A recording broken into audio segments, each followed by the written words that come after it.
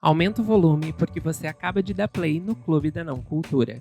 Aqui a gente conversa sobre literatura, cinema e o que mais vier. Recebemos convidados e convidadas para debater e comentar os principais temas envolvendo o mundo literário. E para continuar nos acompanhando, somos @Clube da Não Cultura em todas as redes sociais. Fique agora com o episódio de hoje. Olá, pessoas! Oi, gente! Cheguei! Oi! Tá começando mais uma edição do Clube da Não Cultura e como vocês podem ver, estamos com um convidado aqui com muita honra, muito prazer em recebê-lo, Vitor Kiyoshi. Então seja bem-vindo e já aproveita, já te apresenta aí, fala um pouquinho de onde o pessoal pode te encontrar nas redes e no YouTube.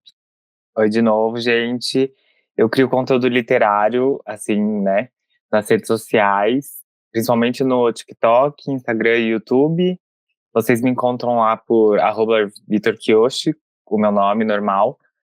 E é meio que isso. Eu também tenho um clube do livro, que se chama Trama Vernacular, que a gente lê livros nacionais que se passam no Brasil. Se vocês quiserem participar também, é isso. Amo. Inclusive, vocês começaram a ler Virgínia Mordida, né? Foi o primeiro título, isso? Isso, a gente tá estreando com Virgínia Mordida. Estou Baita hypadinho escolha. pra ler esse livro. A Camila leu e amou. Já começou muito bem. Bom, as redes sociais aí, os links também, inclusive do Clube do Livro do Victor, vão estar na descrição do episódio. E lembrando que somos @Clube da Não Cultura em todas as redes sociais possíveis de se administrar no momento. Vambora então, Fifi, para o episódio de hoje. Vamos lá, gente. A gente vai falar, né, desse grande lançamento aí do ano, né, que a gente inclusive fez um episódio especial sobre a autora na semana passada, que é Impostora ou Yellowface, né, chamem como vocês quiserem aí no decorrer do episódio. Mas decidimos falar sobre esse livro para falar também um pouquinho sobre sátira, metaficção e tal. Então, acho que antes da gente introduzir sobre a leitura em si, né, eu vou falar um pouquinho aqui sobre como a gente caracteriza a sátira, né, conceitualmente. E ela nada mais é do que uma forma literária, né, que pode ser feita em verso ou prosa, destinada a dar uma ironizada, dar uma ridicularizada ali em instituições e costumes, né, aí perante a sociedade, né. E a principal característica, né, como já falei aqui, é o sarcasmo e a ironia, embora nem tenha sempre o objetivo de provocar, né, o riso, às vezes provoca uma vergonha, provoca, né, alguma sensação de desconforto, mas ela tá mais próxima da comédia, né, pensando aí no tragicômico. E é importante destacar que a sátira não se limita a um campo literário, então, né, ela tá ali no cinema, ela pode estar numa letra de música, ela pode estar, enfim, série, né, e não também se limita a um gênero específico, né? Ela tá aí em romances, dramas, em comédias mesmo, né? E nesse caso aí de Yellowface, acho que ela é muito presente, principalmente quando se fala em personagens, né? Caricaturas e a discussão do mercado editorial em si. Bom, além de Yellowface ser uma sátira ao mercado editorial, ela se enquadra também como uma metaficção, né? Que é quando a gente chama as obras literárias, peças de teatro ou obras cinematográficas que vão usar o fato da ficção dentro da ficção, quase uma quebra aí da quarta parede. Então, eu acho que a metaficção, ela destaca muito da artificialidade da narrativa, lembrando ao leitor ou ao espectador que estão distantes de uma construção ficcional, que é o que ocorre nesse caso de Yellowface, porque a gente está falando de literatura e quem está contando isso é um escritor, então o tempo todo a gente está lendo um livro sobre um livro, meio isso, assim, sabe? Eu acho que isso se enquadra muito bem. Se a gente tivesse que trazer exemplos, né, de obras metaficcionais, tem Dom Quixote, né, de Miguel de Cervantes, onde o protagonista é consciente das histórias de cavalaria que ele leu e o tempo todo ele tenta imitar. E sim, Um Viajante numa Noite de Inverno, do Ítalo Calvino, que explora a ideia de leitura e escrita como processos interativos, que é o que ocorre também nesse caso com Yellowface, né? A metaficção, então, ela vai explorar os limites da realidade e da ficção, desafiando as convenções tradicionais da narrativa e convidando o público, então, a refletir sobre o próprio ato de contar a história. E eu acho que isso ocorre também em Yellowface, justamente porque a gente tem uma narradora muito complexa, muito péssima, e acho que vamos falar disso agora. Então, o tempo todo a gente também acaba se envolvendo com essa narrativa. Acho que essa é a graça também da metaficção. A gente consegue ultrapassar muito aquele limite que às vezes a gente tem quando a gente está lendo uma obra ficcional, mas que acaba se quebrando bastante na metaficção. Bom, já falamos, né, que Yellowface é o grande assunto desse episódio, mas é importante trazer aqui que ele está, né, publicado pela Intrínseca, foi publicado esse ano, né, a estreia, na verdade, foi agora em agosto, então super recente. Bem recente. A tradução, sim, super. E a tradução é do Yoon-hee Kyo. Então, vamos lá, né, vamos falar desse livro. Vamos Primeiro eu hablar. quero saber, quero saber de vocês, principalmente do Victor, né, sobre a relação dele aí com esse livro, principalmente com a protagonista, que é a Juni, ou Juniper, né? Como é que foi pra ti encarar essa história? Olha, eu não lembro muito. Eu li esse livro na semana de lançamento lá de fora, né? E eu li no Kindle, eu lembro que eu devorei. Eu não lembro muito das minhas impressões antes do livro. Eu acho que eu gostaria de lembrar das impressões, porque quando eu li, eu achei muito engraçado, tipo, o livro todo. Só que na minha cabeça eu tava muito assim, nossa, eu acho que muita gente não vai entender a comédia, né? As partes engraçadas. Porque na minha cabeça, muita gente ia, tipo, meio que concordar com a protagonista. Já foi com essa mentalidade, assim, sabe? Tanto que quando eu escrevi uma pequena review ali no meu Goodreads, e eu fiquei tipo, acho que muita gente vai passar despercebido sobre as coisas que o livro trata, né? Mas eu lembro que é uma personagem ruim, tipo assim, moralmente ruim, mas eu lembro de ter gostado muito dela. Por ela ser essa figura tão É delicioso comicamente. de acompanhar, né? Sim, porque a gente acompanha a cabeça dela, né? E ela fica muito tentando criar lógicas para tudo que ela faz estar certo. Então eu achei isso muito divertido. Acho que e também foi uma coisa muito boa ler um livro que fala sobre racismo, mas sem ter aquela história de, por exemplo, uma pessoa negra morrendo por um ataque, uma violência policial, sabe? Ou que necessariamente em Yellowface, em Yellowface barra impostora também tem a relação da morte, mas a morte não é causada pelo racismo. Então foi muito bom ter também essa experiência de ler um livro que fala sobre racismo, mas de uma perspectiva muito mais leve, sabe? Enfim, eu lembro de foi muito bom. Eu não sei se respondi a pergunta, na verdade. Acho que sim, tá valendo. Eu ia dizer que eu senti muito isso do tipo, eu odeio essa personagem, essa persona, mas eu também me envolvo muito com ela. É uma coisa muito doida, assim, porque daí eu me coloquei no lugar, tipo, por também ser escritora, de tipo, meu Deus, ela está falando coisas que fazem muito sentido, que eu já pensei sobre. Inclusive, ela me gerou, assim, ó, muitos gatilhos e muitas reflexões. Só que aí a gente, sei lá, vê o próximo parágrafo e fica, meu Deus, mulher, apenas calha a boca. Então, é muito esse sentimento, assim, que tu falou, sabe? E é um livro realmente muito engraçado, né? Sim. E é engraçado pelos motivos errados, né? No caso, a gente lê aquilo e fica, meu Deus, eu não acredito que. E é interessante também, porque como a gente tá dentro da mente dela, a gente entende que ela tá ali sem limite nenhum, né? Tanto que tem várias passagens do livro que ela fala, tipo, não me deixe falar isso em voz alta, não deixe que as pessoas saibam que eu tô pensando isso. Então, acho que isso traz muito o lance da metaficção, porque ela sabe que ela tá escrevendo um livro, né? No final das contas, ou tá contando uma história, né?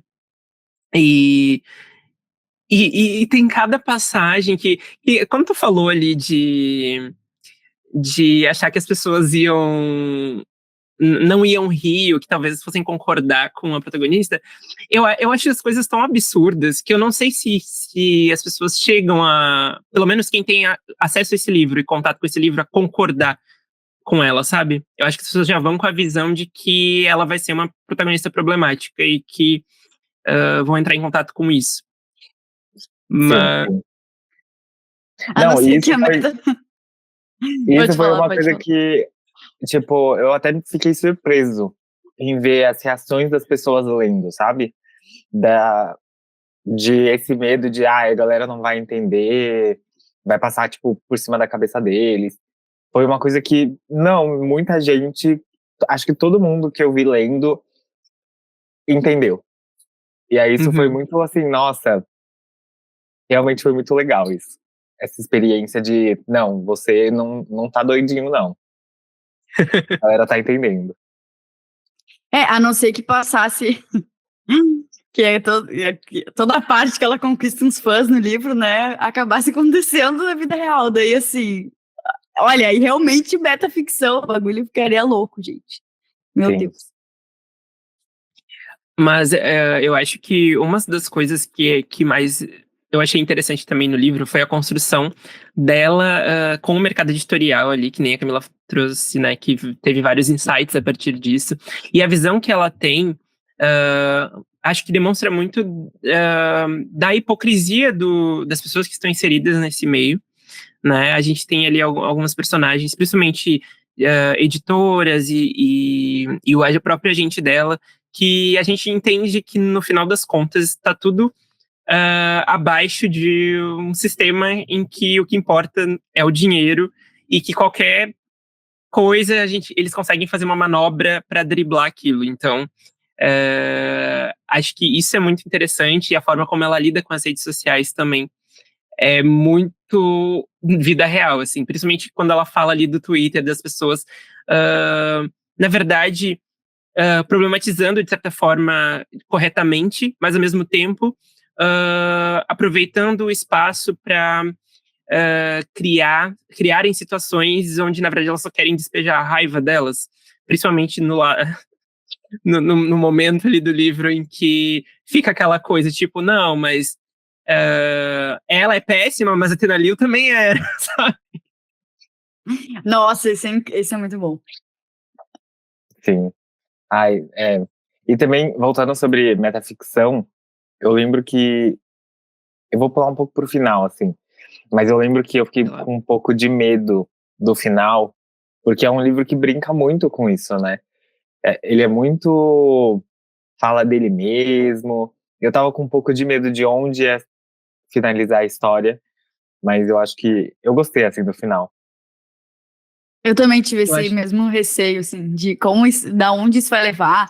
Até chega a ter alguma brincadeira do tipo, sei lá, relacionar mais ainda com a história que ela tá contando, como se fosse, enfim. Mas eu gostei muito do final.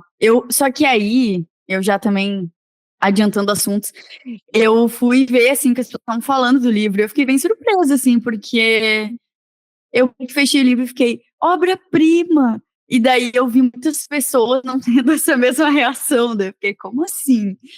E, Sim. enfim, achei. Eu não sei se também foi contigo isso, assim, e imagino que tu tenha lido no momento que o hype não estava na expectativa do hype para vir para cá, mas ainda não tinha sido traduzido.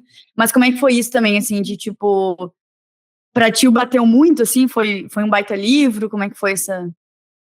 Nossa, eu acho que eu terminei e fiquei, tipo, automaticamente já era um dos livros do ano, sabe? Tipo, eu Sim. fiquei, porra, sabe?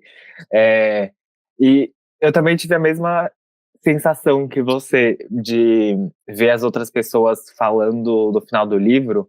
E na época eu, tipo, nem fui tanto atrás para ver a opinião, mas agora tá chegando muito mais, né? Porque chegou no Brasil o livro. E eu acho que depois pensando, né, eu acho que a autora, né, a Kwang, até tentou fazer uma brincadeirinha com, porque ela, né, é uma autora de fantasias, né? Então acho que no final ela quis dar uma brincada com essa expectativa de será que vai ter umas coisinhas ali ou não? Eu acho que isso pode ter, como que é a palavra? Frustrado Criado. Uhum. alguns leitores, mas eu achei muito bom, assim. Eu, assim, vou reler, né, de novo para ver com novos olhares, mas eu acho que eu ainda vou gostar do mesmo jeito, assim. E uma coisa interessante é que tanto a autora, né, a Kwang, quanto a protagonista, a Juni, ela também escrevia fantasia. E a gente tá refém daquela narrativa, né? Então toda coisa que sai um pouquinho do eixo ali do realismo dá uma coisa tipo assim, será que ela vai para esse lado? Será que é mesmo? E eu acho que esse é o mais bacana da leitura, porque realmente a gente não sabe para onde ela vai. Ela poderia ir para vários caminhos, e eu fiquei muito satisfeito com o final. Acho que ele é super coerente ali com toda a situação, né? E eu queria trazer aqui, que a gente tá falando e falando, e no fim, quem tá ouvindo o episódio, mas ainda não sabe, né, a premissa principal da história, que eu acho bem difícil, mas vou trazer aqui só pra, né, depois dizer que não falamos das flores. Yellowface, né, ou Impostora, conta a história da Juni, né, a Juniper, que é uma escritora, e ela é uma escritora que não atingiu sucesso, né? Ela tá ali patinando para conseguir fazer com que as histórias dela cheguem ao grande público. E ela tem uma amiga que é a Athena Liu, que ao contrário dela, né, já teve sucesso assim logo de início, né? Lá quando ela publicava contos na faculdade já tinha sido mandada para uma revista e tal. Aí depois os primeiros romances e o primeiro conto dela bombaram super, e ela está tipo ganhando muito dinheiro com a literatura, né? E aí o que acontece, né? Elas têm uma relação que é uma amizade meio de conveniência ali, né? Tanto para uma quanto para outra. E acho que depois a gente pode falar um pouquinho sobre isso. Mas a Juni sente muita inveja da Athena, né? Ela é uma pessoa muito ambiciosa, então ela quer aquilo que a Athena tem. E a Athena e elas estão ali em uma bela noite, né? Tomando uns drinks e tal. E aí a Athena morre em circunstâncias muito misteriosas, né? Um acidente ali meio estranho, meio esquisito. E Juni rouba o manuscrito que a Athena estava escrevendo e publica, né? E, consequentemente, faz muito sucesso, né? Primeiro que ela já faz sucesso, e isso é interessante a gente comentar aqui, que ela já faz sucesso por ser a amiga da escritora e por ter presenciado a morte dela, né? Então acho Ela já que fica sendo escorada, na verdade. já, exatamente. Já saiu assim, tanto que os seguidores dela aumentam. E ela, logo no início aqui, né? Não vou tentar dar o spoiler, mas logo no início já fica claro que ela não se sentiu tão triste com a morte da amiga, né? Na verdade, ela nem estava se importando muito. E eu acho que a gente pode comentar sobre como essa amizade delas ali é de muita conveniência e faz a gente ter relações, sentimentos complexos, eu acho, durante a leitura. Porque, ao mesmo tempo que a gente odeia a Juni, né? E assim, eu odeio a pessoa da Juni, embora seja muito legal acompanhar a narrativa dela. Mas como também a Athena utilizava ela como uma forma também de menosprezar e de se sentir superior a ela, porque ela era. Mas Eu ia só acrescentar uma coisa até pra saber, não sei qual foi a percepção do Victor nesse caso, mas aí que tá, né? A Athena é narrada pela Juni, então até que ponto podemos confiar no que ela tá falando? Então tem muito isso também. Eu acho que eu demorei muito pra pensar assim, amada, não sei se estou acreditando que é assim como você está dizendo. Até porque no início do livro ali tem um momento delas antes da Athena falecer, né? Isso não é um spoiler, porque isso está nos sinopse. Mas tem momentos ali que a gente fica, nossa, como elas são amigas e como a Athena considera ela. E aí, do nada, a gente vai lendo os relatos e fica, não, acho que ela não considera. Então, acho que é muito sobre ela não ser uma narradora confiável. E aí, queria saber, assim, do Victor, como é que foi essa experiência de interpretação dessa amizade, assim, como é que foi, se teve esse momento do tipo, confia ou não no que a Juni está falando, assim. Eu acho que desde o começo não. É ser muito prepotente dizer que desde o começo. Mas eu acho que boa parte do livro eu já tinha muito a noção, porque ela fala muito da Athena como, ai, eu sou a única amiga dela.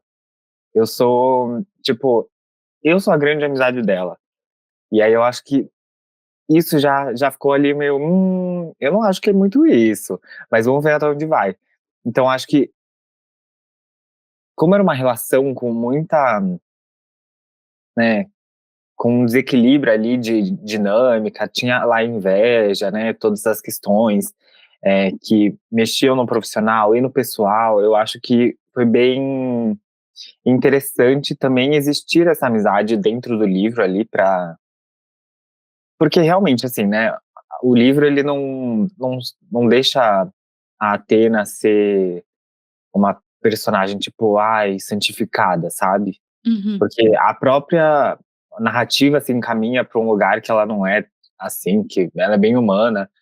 Mas eu gostei bastante, assim. Eu acho que se não tivesse, ia ficar muito menos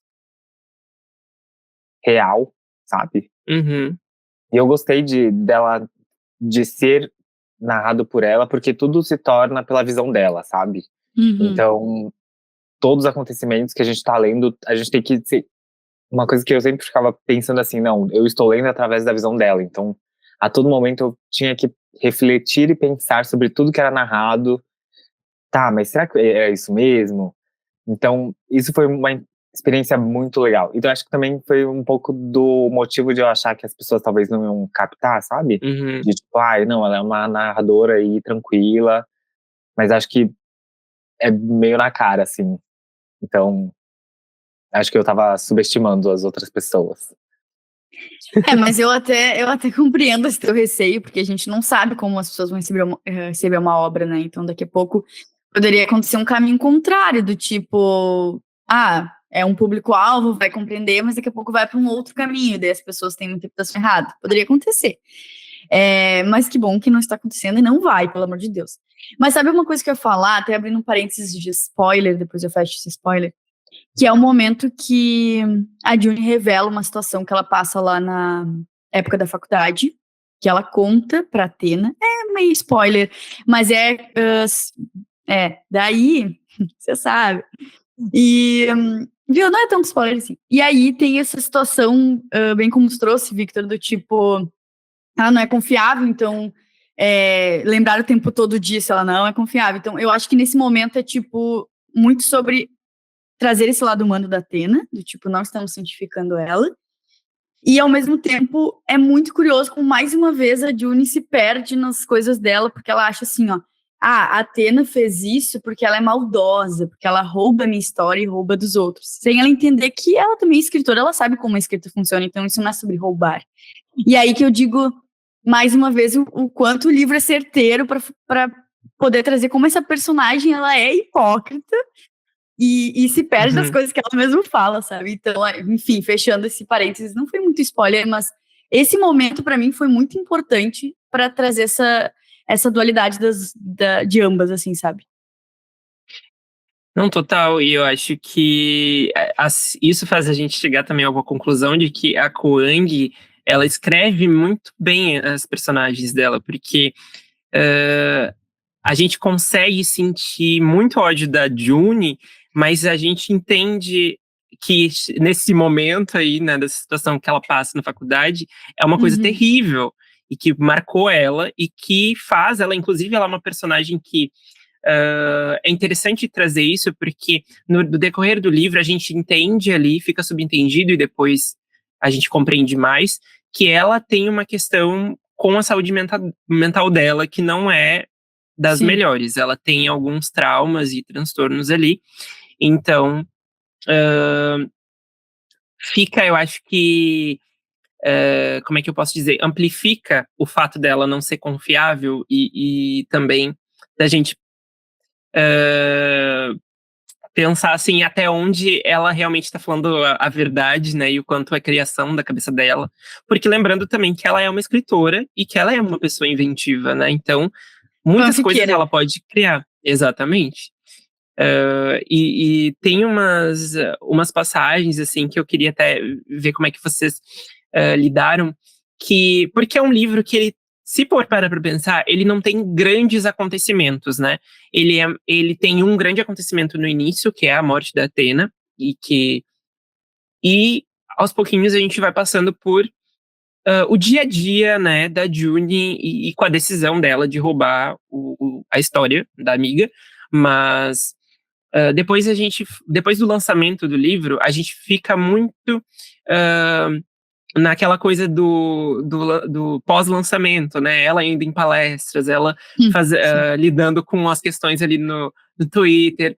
Ai, agora eu lembrei de uma coisa dela pesquisando sobre as pautas raciais para não dar uma fora, assim, Ai, nas redes gente, sim. sociais e nas palestras, né? Ai, horrível, mas é, é muito engraçado essa parte e também eu queria entender também como é que foi para vocês nesse ritmo de leitura, porque não teve grandes acontecimentos pós isso, né? A gente teve, acho que uma narrativa mais linear ali do dia a dia e coisas pontuais que iam acontecendo e que, claro, movimentavam a história de certa forma, mas eu sinto também que o livro talvez tenha sido vendido como um thriller, tanto que acho que aqui aqui diz o thriller mais comentado do ano, pela Grazia. E, na verdade, ele não é bem isso, né? Ele é mais uma comédia, uma coisa, um drama, de certa forma, mas ele não é um thriller, né? E aí eu queria saber da relação de vocês e também do que vocês estão vendo as pessoas falarem, porque eu acho que grande parte da decepção de algumas pessoas é por causa disso. Sim, eu concordo plenamente, assim. Eu acho que o livro se encaixa muito no humorzinho ali, né, na sátira, mas também muito no contemporâneo. Eu acho que se ele fosse vendido como um livro mais contemporâneo, que fala sobre questões raciais e também mistura com sátira, seria, tipo, muito mais certeiro, sabe? Mas eu também entendo ele ser vendido como thriller, porque thriller chama muito mais do que contemporâneo. Aí também tem a questão do nome no Brasil, muito mais digerível pelo público geral do que um termo que não é tão conhecido. Então, eu acho que, assim, a minha experiência não teve tanto impacto, assim, pelo fato de ser vendido como thriller, porque eu acho que em nenhum momento eu esperei por um thriller. Mas eu vi algumas pessoas que ficaram muito com essa sensação de que faltou coisa, sabe? Que A a ação do história thriller, né? porque ele é um livro mais paradinho, sabe? Se você compara com um thriller, como os thrillers Garota no normalmente trem. são, sabe? E eu acho que é muito isso. Pelo menos eu senti muito isso, sabe? Não sei se a Camila também sentiu dessa velocidade ser bem diferente do que um thriller normalmente é.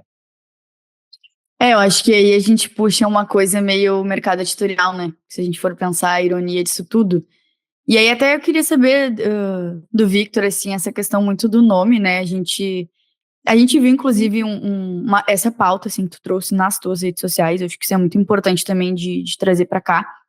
Sobre a escolha, né, do nome do livro, que ele veio para cá como impostora, e aí foi colocado ali Yellowface como um complemento. Só que o nome do livro não é oficialmente Yellowface. E aí, junto com essas escolhas de mercado editorial, a gente tem também essa venda como um thriller. Eu acho que assim. E não é sobre achar culpados, eu acho que é aí que tá, né? Acho que o livro já fala por si só. É todo é todo um grupo, né, gente? E aí eu acho que a questão de se vender como um thriller decepciona as pessoas, sim. Porque eu terminei a leitura, que para mim não foi parada, eu devorei assim, o livro, para mim foi uma leitura muito, muito ágil, muito fluida. E aí, quando eu fui ver, que nem eu trouxe para vocês, eu fui ver os comentários e as pessoas, nossa, que parado, ou nossa, não entendi aquele final, e nada aconteceu, e eu, gente, mas. Aí eu fiquei, tá, então é porque estava sendo vendido como um thriller. Então, que nem tu falou, é uma estratégia, mas será que foi a melhor estratégia para esse caso? Para uma obra que tem um intuito um pouco mais para a linha contemporânea, né, mais crítica e tal. Então, eu queria saber, Victor, como é que foi para ti, né, essa questão da tradução, dessas escolhas, assim, né, já que tu fez a leitura anterior a vir para o Brasil.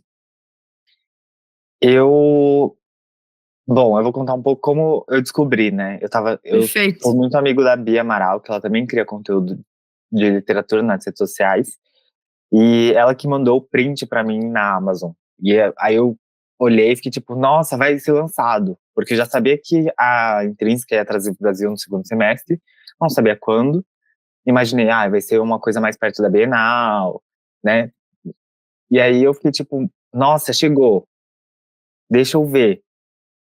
Porque a minha maior preocupação não era o nome. Porque na minha cabeça o nome ia ser Yellowface, assim, tipo, já era dado, sabe?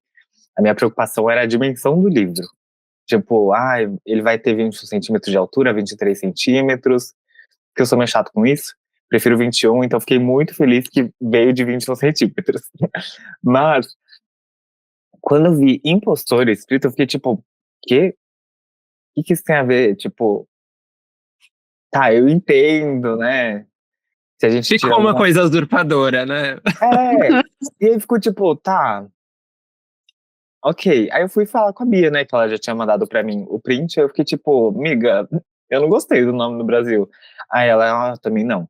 Aí a gente começou a conversar, e aí nessa conversa a gente falou assim, tá, eu acho que vale a pena a gente postar vídeos sobre isso, sabe? Porque se a gente não falar, quem vai falar, sabe?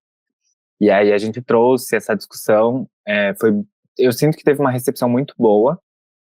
Eu também entendi muito que o público geral não entende, não conhece o termo, né? Apesar de ele ser uma coisa ali que está de certa forma relacionada também com blackface, né? São palavras meio que irmãs, assim, pelo menos eu considero.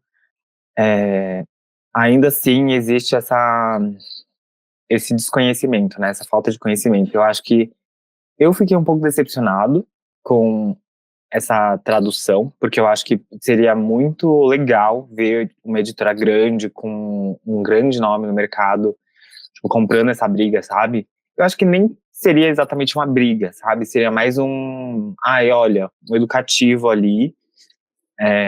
Mas eu também entendo as questões mercadológicas.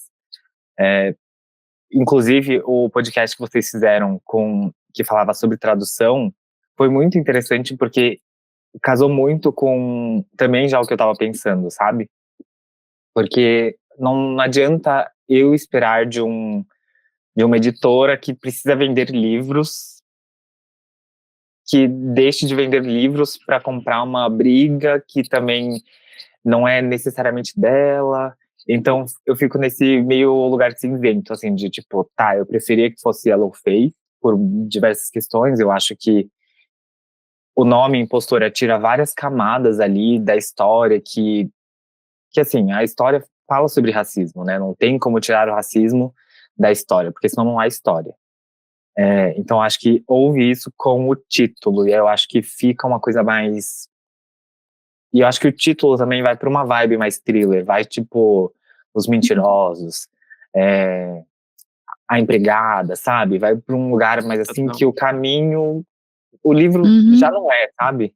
Então meio que acho que já vai guiando para uma coisa que, tipo, muito focada em venda, sabe? Meio que perde a identidade. Eu acho que realmente, assim, acho que o que eu tô querendo dizer é que perdeu um pouco da identidade da obra. Que é bem que isso. Não, total. Sim, sim. Eu acho interessante tu trazer isso, porque assim também, eu concordo, eu acho que deveria ter sido mantido o título original, e inclusive como uma forma das pessoas ah, integrarem aquele termo nas suas vidas e entenderem, né, a importância também de falar sobre isso. E também a importância de falar do racismo contra as pessoas amarelas, porque isso acaba não sendo muita pauta aqui, né? Então, é interessante trazer e serve também de uma forma didática de mostrar para as pessoas que existe esse termo, que existe essa forma, que é uma das formas de racismo e que é importante que esteja nas nossas discussões, né? E assim, pensando também que, claro, tem o lance da tradução do mercado editorial, mas a gente também tem que pensar que quem alimenta as editoras e quem faz com que elas vivam hoje em dia são pessoas que já têm o costume de leitura e que não ficariam assustadas ou receosas com ler um livro que trouxesse um termo novo, né? Às vezes até aguçaria essa criatividade, então a curiosidade, né? Então é interessante falar sobre isso, assim, porque eu também fico com essa impressão de que foi muito mais pensado na comercialização e nessa coisa também, que agora eu nem tinha parado para comparar, mas agora você falando ali sobre os mentirosos, a empregada e tal, faz todo sentido, né? E é um nome que, impostora, pode ser muita coisa e pode trazer essa coisa do suspense, né? Também chamar as pessoas que, enfim, se interessam por suspense e thriller e tal. E Camila, queria saber, você como uma autora, uma escritora, sobre essa questão do título, né? O quanto também isso te impacta, né? Enquanto escritora. Impacta muito, tá louco.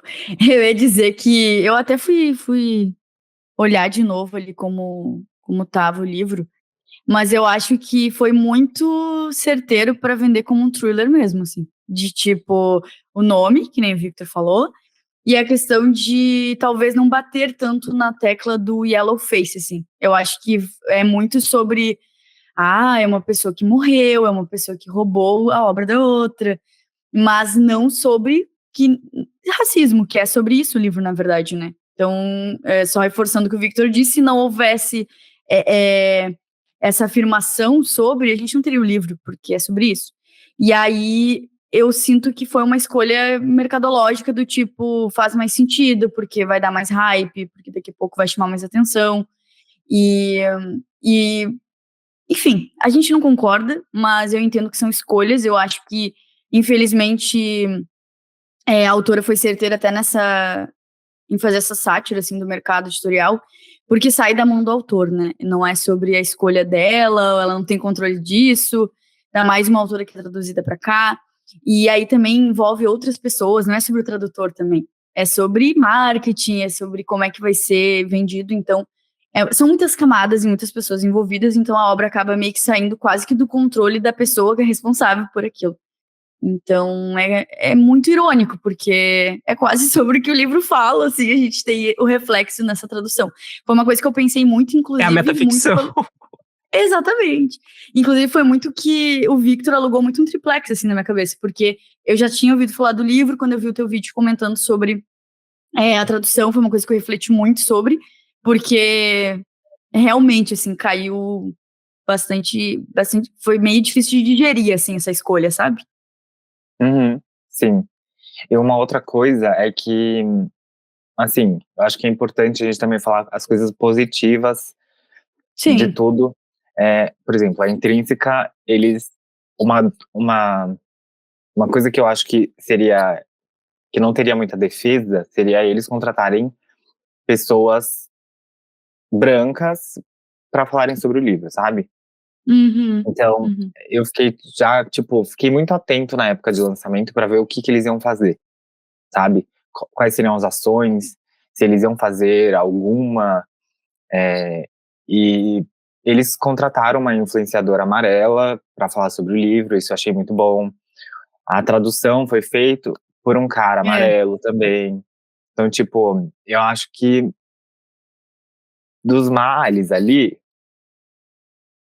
o menos pior, sabe? Sim, sim, sim. Poderia ser mais baixa, sabe? Mas isso também de sair da mão da autora, meio que quando estava acontecendo toda essa discussão, na época que saiu a pré-venda do livro, a Intrínseca até se pronunciou, assim, sabe? Tipo, foi um título aprovado pela autora, sabe? Meio que dando essa cartada também, né? E, assim, é uma coisa até que eu tava relendo aqui umas partes...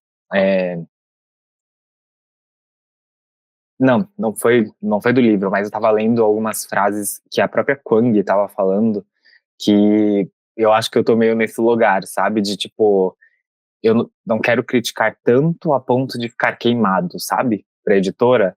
E aí eu, tipo, até onde eu posso falar e até onde é aceitável, até onde vão achar que é aceitável eu falar sobre isso. Eu acho que isso meio que ficou muito na minha cabeça também. Mas eu tenho uma pergunta. Você trouxe isso no sentido de criador de conteúdo?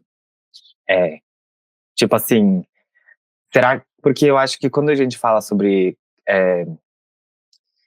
causas sociais e raciais na internet, é muito fácil o povo ir para uns outros lugares, sabe?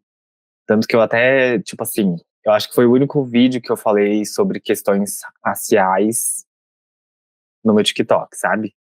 Porque também tem muita aquele negócio, né? De você é jogado automaticamente pra uma caixinha e você vai falar disso pro resto da sua vida.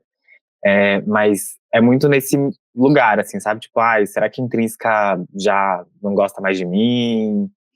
Por eu ter feito essa crítica, sabe? Até que ponto eles, sabe? Fica na cabeça. Jamais diga Sim. isso, eu acho que é sobre a coerência, né? Acho que é apontar, que nem tu trouxe. Tem as coisas positivas, as coisas negativas, acho que tem acertos e erros. E acho que é muito mais sobre uma escolha mesmo. Do tipo, vamos vender como um thriller e impostora funciona muito mais. Eu acho que foi literalmente uma Sim. escolha de caminho, assim. Mas não necessariamente temos que concordar por alguns motivos também. Mas, enfim, Sim, o que tu ia exato. falar, Felipe, senão eu já começo. Eu já fico. Não, eu ia comentar que é muito interessante ter essa conversa aqui, porque eu ia comentar, na verdade, duas coisas. A primeira é que eu acho maravilhoso que a capa não tem o logo da Intrínseca, né? Ah, sim, O é um título e o projeto nome da gráfico, é muito autora lindo. é É, lindo, aí Uhum. ela tá aqui do sim. ladinho. Fico feliz que eles mantiveram a capa também original. E uma coisa interessante que agora eu só queria trazer um paralelo é que lá fora esse livro está assinado como Rebecca F. Kuang, né? E aqui nós temos R.F. Kuang por causa do... Eu acho que também muito por causa de Guerra da Papoula, né? Da trilogia, que ela ficou conhecida por aqui com esses títulos. E eu queria saber do Victor se ele leu, né, essa trilogia, se ele leu, enfim, Babel, né? Enfim, outros livros da Kuang. Meu, assim, eu comecei por Yellowface, né? E eu acho que foi a melhor introdução. Porque eu sinto que eu entendi muito ela como autora, sabe? Tipo, o que ela gosta de falar, o jeito, o ritmo. E eu li Babel, ainda não li A Guerra da Papoula. Estou com muita vontade, porque muita gente ao meu redor está lendo, inclusive aqui no Eu podcast. amo. Nossa. Então eu tô muito afim de ler. Só que eu ainda preciso criar coragem, porque sinto que vai ser uma coisa bem impactante, assim. Mas eu É li Babel. intenso. Eu li Babel e eu gostei, Babel assim. também, né? Babel é bem Babel. denso. Uhum. Mas Mas assim, eu não li ainda, mas eu sei que imagino que seja denso, assim, pela história e tal. ele é bem, assim, eu achei muito interessante. Eu acho que talvez ele seja, na minha cabeça, né? Ele seja o ponto médio entre Yellowface e a Guerra da Papoula, sabe? Porque ele tá ali no mundo real, mas também tem uns toques de magia. Mas vale muito a pena, principalmente quem... Eu acho que a Camila talvez vá se interessar bastante, porque fala sobre línguas, fala bastante sobre tradução. Inclusive, citei próprio um trecho de Babel quando eu fui falar sobre Yellowface, porque tem a frase, o ato de traição... Não, o ato de tradução é sempre um ato de traição. Enfim, mas Babel é bem legal, assim, tipo, fala sobre muitos temas, conversou comigo, assim, alugou um triplex na minha cabeça por um mês, assim, sabe? É muito bom, é muito legal, vale muito a pena. Eu pergunto isso porque eu queria entender também da a forma que tu te diferenciou, assim, a escrita dela, né? Porque é muito doido. Quando eu terminei Yellowface, eu pensei assim, ok, o que eu faço agora? Não, mas, mas eu pensei assim, não, ok, mas como que ela pode ter escrito Guerra da Papoula e Yellowface, que são coisas completamente diferentes e que têm escritas diferentes, mas ao mesmo tempo a identidade dela é muito presente nas duas obras, assim. Então eu fiquei curioso para entender também o quanto também você achou de diferença ali em Babel para Yellowface, né? Porque eu me senti eu senti que ela pode escrever sobre qualquer coisa, É basicamente isso, tipo, qualquer coisa. Deve ser uma daquelas autoras que, claro, eu vou continuar lendo e que eu vou querer no futuro, eu leria até a lista de supermercado, sabe? Porque é muito genial a forma como ela Sim. tem essas construções e ela escreve de forma tão acessível e tão natural e tão dinâmica. E aí no meio você tem umas frases como essa que você falou agora de Babel, que aí alugam um triplex na sua cabeça e você fica horas pensando. Sim, É sim. incrível. Olha, eu não lembro o que eu achei tanto da escrita dela. Eu acho que eu achei parecido. Não tenho tanto essa. Não lembro de ter feito essa comparação. Mas eu lembro de sentir que, tipo, o núcleo dela, sabe? Tipo, a essência dela estava nos dois livros, sabe? Eu acho que, o ritmo é bem diferente, né? Porque são obras com propósitos diferentes. Mas eles meio que também conversam, né? Babel também fala sobre racismo, e eu acho que, eu não sei, né? Mas Guerra da Papoula também deve tocar em alguns pontos ali. Eu acho que é mais assim, tipo, nesse lugar de,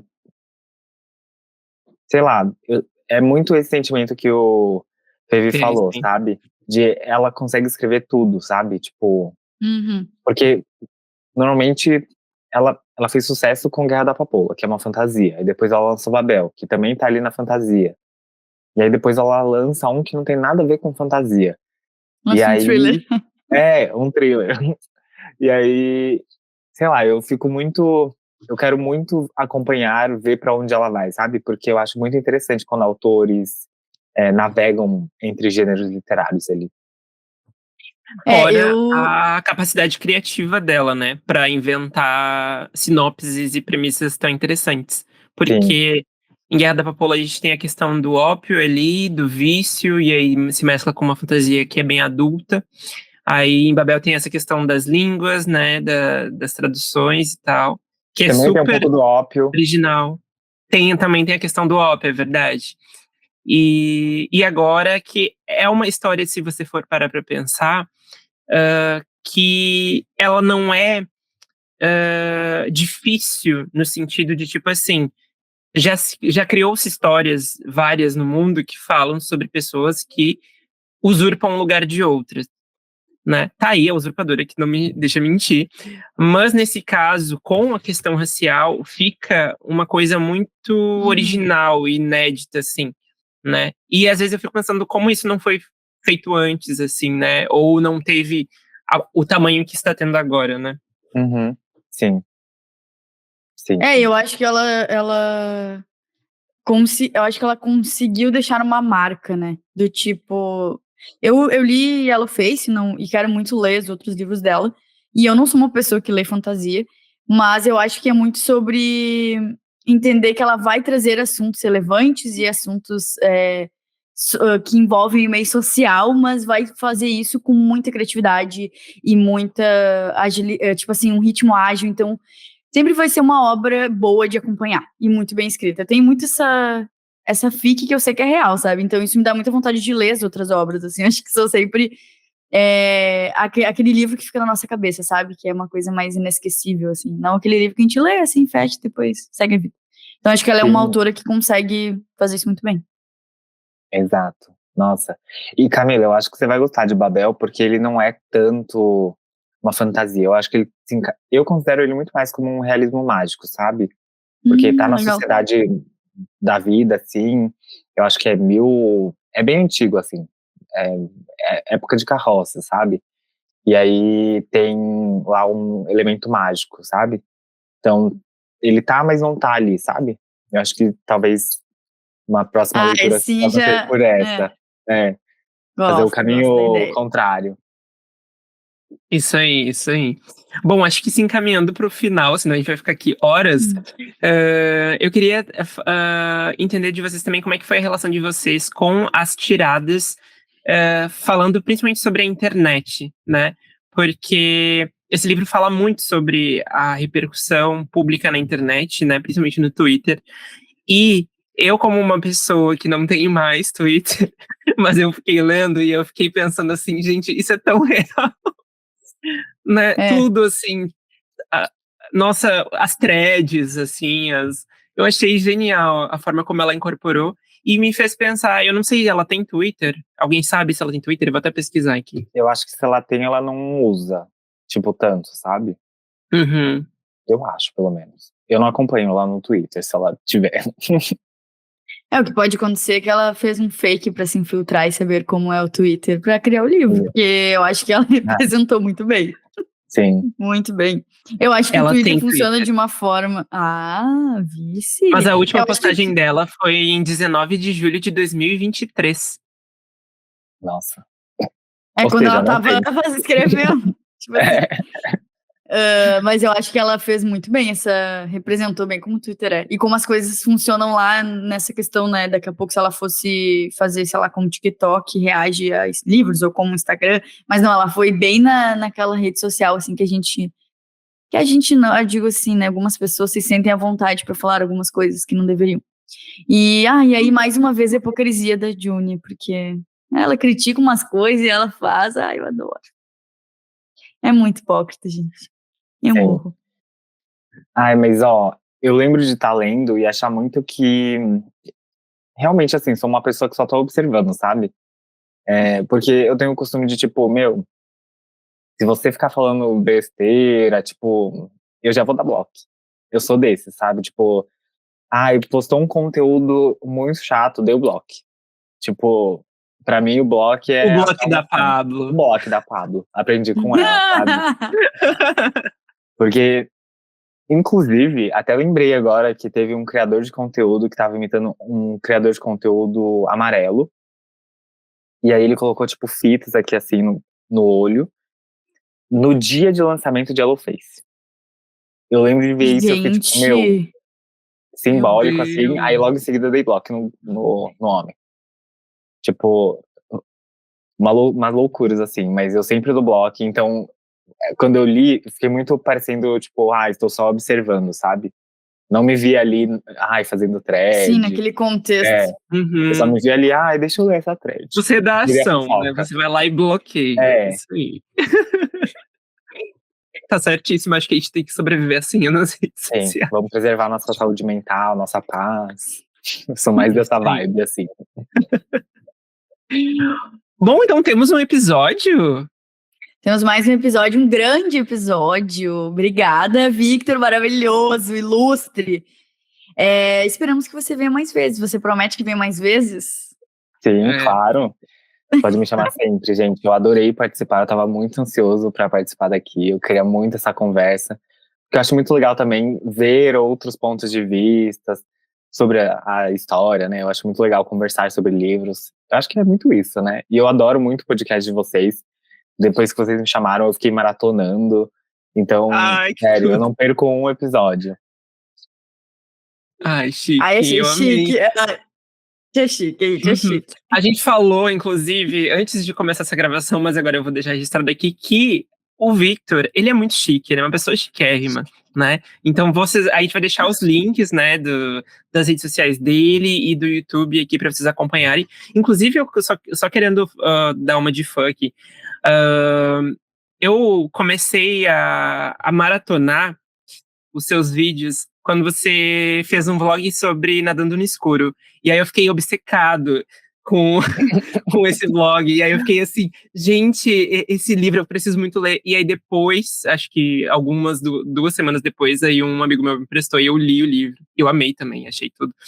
E, e aí, quando a gente saiu, né, que a Intrínseca ia publicar, né, que a gente já esperava, mas quando saiu a data de lançamento, daí eu falei pra Camila, a gente precisa gravar sobre esse livro, e tem que ser com o Victor, né, e estamos aqui. Ai, Todos felizes. eu acho muito estranho, assim, pensar que tem gente que, tipo, assiste os meus vídeos, sabe? Que são pessoas reais. É muito engraçado pensar isso. Porque eu sou muito essa pessoa também, de tipo, eu encontro um canal, eu maratono o canal, sabe? Eu encontrei o podcast de vocês, maratonei o podcast, entendeu? Eu sou muito dessa vibe, então eu acho muito irreal estar do outro lado, sabe? Mas muito obrigado, assim. Muito legal saber disso. Eu ia deixar só honra. um último elogio ao Victor, e aí reforçando, as redes dele vão estar na descrição, gente. Que é, ele vai retratando a rotina ali de leitura dele, eu acho isso muito legal, bem criativo também, eu acho que isso não é uma coisa... Quer dizer, tem bastante, mas eu acho que tu fez de uma forma muito única, tá? Então, é legal, assim, mostrar... eu li tantas páginas, eu tô lendo, sei lá, no transporte público, eu acho isso muito legal, e acho que mostra muito de como todos nós somos também, enquanto criadores de conteúdo, né? Vida real pra nossa vida. Sim. E, enfim, Victor, obrigada mesmo por estar aqui. A gente quer que você venha mais vezes. E não esqueçam de curtir esse episódio, avaliar, gente, seguir o Victor nas redes sociais. E é isso. Eu estou triste do final desse episódio. Por mim, a gente conversava muito mais. Horas e horas. Horas e horas. Muito obrigado pelo convite, gente. Obrigado mais uma vez, Victor. E obrigado a você que ouviu a gente. Um beijo até semana que vem. Beijo. Tchau.